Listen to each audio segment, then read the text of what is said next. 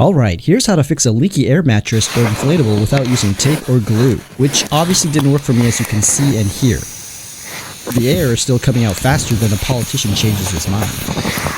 So what you need is simply some silicone. It's very cheap and widely available. I'll put some links in my description on where you can buy it online.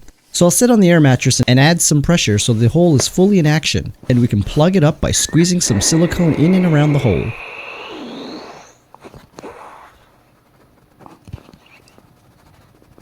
Make sure to seal it up nice and tight. Feel free to add a double layer just to be safe. Let it dry for 24 hours, and now we'll check how the seal is holding up. As you can see, there's no visible hole or air coming out anymore. I even sat on the air mattress and it was sealed. But let's fill it up more with air and do the test again. Now it's really pressurized, as the air mattress inflatable sofa thing is maxed out. Perfect.